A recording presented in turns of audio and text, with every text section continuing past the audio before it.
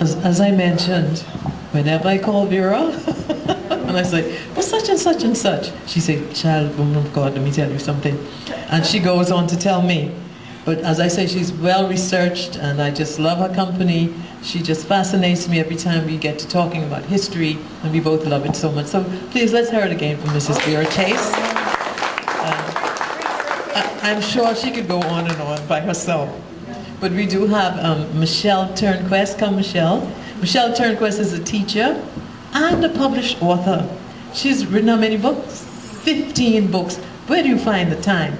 But anyway, Michelle is written, and tonight, if you wish, she'll do some book signings, especially she's written a book for BJC and BGCSE, or just BJC? BJC. Right, for students, because you know that topic, the Loyalists, that comes up every year. So she's written books on that, and we're really happy to have her tonight. She and Vera together, oh my God, what a duo. So thank you, please welcome Michelle, and we'll probably have time for some questions and answers afterwards. So we'll let Michelle do a presentation. Thank you very much. You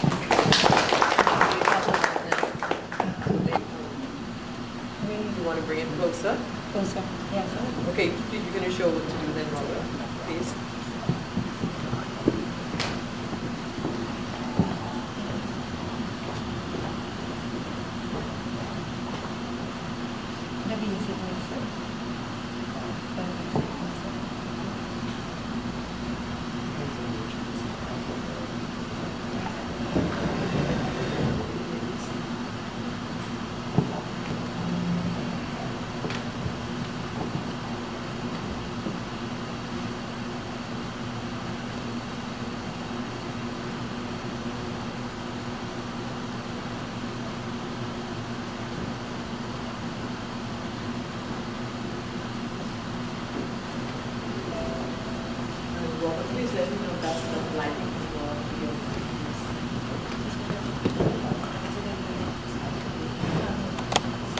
My name is Michelle Turnquest, and I'm a teacher. I'm an educator by profession.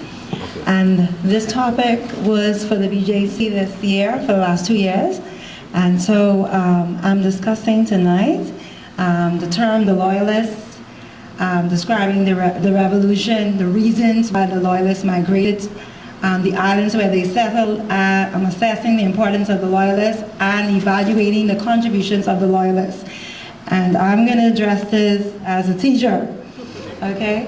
Now, when we discussed this in our class, we let them know that the Loyalists were persons in favor of the British remaining in control of America, okay? In the American War of Independence, the colonists decided that they no longer wanted England to be in charge. They decided that any loyalists who was there, they wanted better, they have to leave, okay? So there was a desire, a strong desire to eradicate every trace of loyalists from out of America. That is what the zeal of the revolution was about. Either you are for us or you are against us. And to indicate how this drive was so enforced, 80,000 to 100,000 loyalists left immediately following this war. The minute the American independence, 80,000 people left out of America. They did not believe that they needed these people. They felt as if they were a threat, just the mere thought of a loyalist. They would tar them and feather them.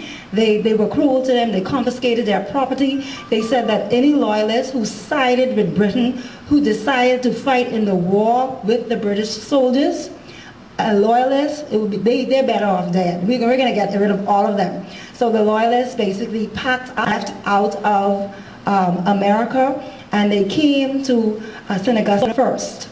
Okay, after they came to St. Augustine, Florida, they left out of there and they came to various islands in the Caribbean. First of all, in the Bahamas, we would look at the loyalists who went to Abaco and Cat Island. All right, so the loyalists settled to many islands. The Bahamas, starting with Cat Island, and then they went to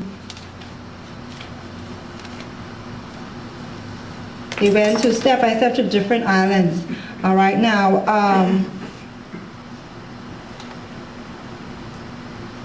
Okay, they went to San Salvador, Exuma, Long Island, New Providence, etc. And what I would do is a tie-in right here, and I would say to them, hence, one contribution was the titles that we have, and for the BGCSE coursework, we had to associate the titles with the island.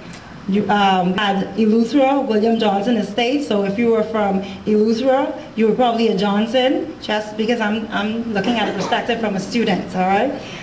San Salvador, Fracasson Estate, no, if you're a Fracasson, you're probably from San Salvador. Lord John Roll from Exuma, title is a Roll, you're probably from Exuma. Long Island, Lord Buckley. New Providence, Delancey and Blue Hill. Little Exuma, John Kishel, Long Island, Thomas McCannon. New Providence, William Wiley. Cat Island, Ansel Ferguson. Acklands and Crooked Island, Colley. San Salvador, Joseph E. Okay. Now,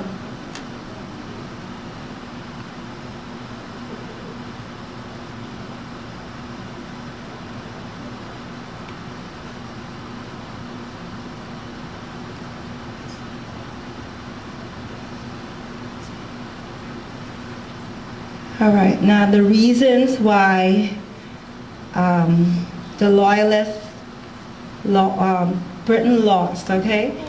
Britain's disadvantage, all right? One of the reasons why Britain's lost this war was because Britain was too far away. It took longer to get supplies.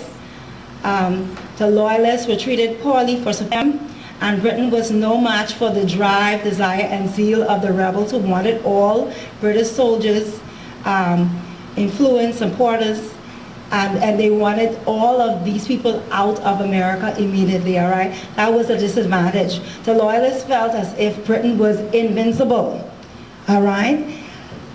Although you feel as if you are invincible, in accuracy, if I am already stationed in an area and I know the terrain and I can identify who is supporting me and who is not, I am more likely to overcome an enemy because I will have my blocks in strategic points in order to win, because my desire is to eradicate you. And like I said, that is one of the reasons why so many Loyalists left, all right?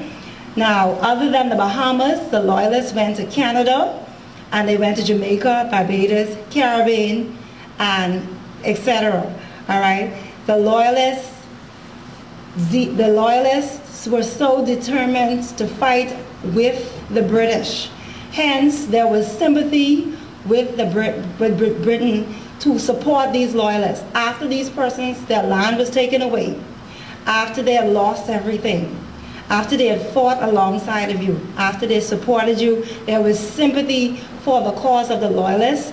So when these Loyalists migrated to the Bahamas, they were given land as compensation, all right? They were given lots of land throughout the Bahamas, and the intent was to establish large plantations similar to what you were accustomed to eventually have the same sort of lifestyle that you did have prior to you coming to the Bahamas. So the Loyalists began on the different islands to set up large estates. When they arrived here, there were challenges. First of all, there was a lack of food, shelter, clothing, and supplies. They needed tents. There was overcrowding because the minute the Loyalists arrived here, there was the population tripled. Okay, they didn't have. Whereas, let's suppose you had a few thousand people. Imagine a black population coming in, a white population, tremendous overcrowding cannot support this huge influx immediately after this war. So the refugee problem was out of control. Okay, as mentioned earlier, the Loyalists were able to settle throughout the Bahamas and islands which we did not have previously have any inhabitants or very few persons. The Loyalists went there, them and their slaves, they went to the different islands. When they got there, they decided to do cotton plantations.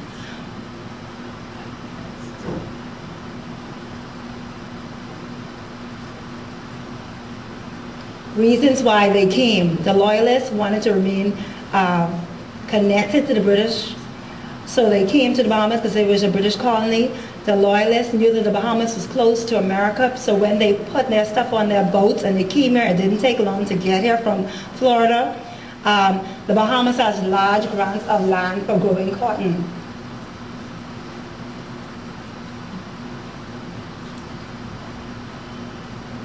George II of England wanted supporters in America, so he granted to any loyalist free of taxes the land. Between 1784 and 1785, many loyalists flooded to the Bahamas. There were a lot of people coming here all of a sudden. They were the second group of people who came here looking for refuge. The first were the Lutheran adventurers. But the loyalists made a great impact. Okay, they made a great impact not only because of population, but they also contributed many things to the Bahamas. The Loyalists who went to Abaco and Maniwaki, they established a shipbuilding tradition that is still going on right now. Okay, so that's one of the contributions. Loyalist surnames: Johnson, Raming, McKinnon, Miller, Petty, Dean, Forbes, Rowe, Adderley, Curry, Fox, Kelly, Ferguson, Bow, Russell, etc. These are all Loyalist surnames which can be traced historically. If you want to find out where your family is from and which island, you can trace it back to the Loyalists. That's another contribution of the Loyalists. Between 1787, this is the economic impact of the Loyalists coming here. They came here, they established their cotton plantations. This did not happen right away, but as you can see, within a few years, especially after the cotton gin was invented, 124 tons of cotton was exported. This went up to 150 tons, 219. The economy was booming, okay, because of the Loyalists coming here. You know, we have a boom and bust economy. So as they saw profits coming in, there was also a situation where by 1788 there was a decline in profits. The soil became exhausted. The Chenal bug and the red bug attacked the cotton crop, and when there was a decrease in population, the wealthy Loyalists began to leave the Bahamas. All right. Now, another contribution of the Loyalists was in terms of religion. When the Lutheran adventurers arrived, who were the first group of persons who came here because they were seeking refuge, their constitution said that the Commonwealth of the Bahamas, we are a Christian nation, or they brought with them the Anglican religion. Here again, a continuation of that, with St. Matthew's Church being established and Christ Church Cathedral being built, and the Baptists. This is evidence of a strong foundation of Christianity in the Bahamas dating back to the time of the Loyalists. This is a significant contribution of the Loyalists. Okay, buildings. The Loyalists built Fort Finn Castle, Fort Charlotte, Government House, Dunmore House, the Privy West Street, the Hermitage, the Deanery on Cumberland Street, the Nassau Public Library, which was once a jail. New streets were added, docks were repaired, wharves were added, the cemeteries were 6 feet deep, and a lot of buildings were built. So this here says that infrastructure and development took place because of the coming of the Loyalists. This is another contribution. Okay. Now, in addition to that, there was an increase in membership to the House of Assembly. Not because there was an increased membership to the House of Assembly mean that this was all roses. The Loyalists established something called the plural vote. Wherever you had property, you voted. All right, so the original inhabitants were here, and the Loyalists were in conflict because of this. The Loyalists would get into the House of Assembly, and they would try to have a dominant say, and those persons who were already living here previously, they would refer to them as the Conky Joe. Okay, less than, okay, because the Loyalists came from Georgia, many of them were white. All right, so there were conflicts, and also, of course, the Loyalists are going to create an atmosphere in favor of them being in the House of Assembly. I would go so far as to say that even when the Loyalists left out of the Commonwealth of the Bahamas, the legacy of what they did in the House of Assembly still remained. The separation of persons, the boundaries because of the slavery, the impact of them bringing the slaves here, and they being afraid of slaves. Even after that, during the Reconstruction era, the impact of the Loyalists lasted until 1973, because even when the Loyalists left, even when slavery was over in 1838, there was still traces of the Loyalists here in terms of discrimination. The Loyalists brought that here, they entrenched that in the House of Assembly, and they made sure persons, so black persons know I'm here, the white persons know I'm living here.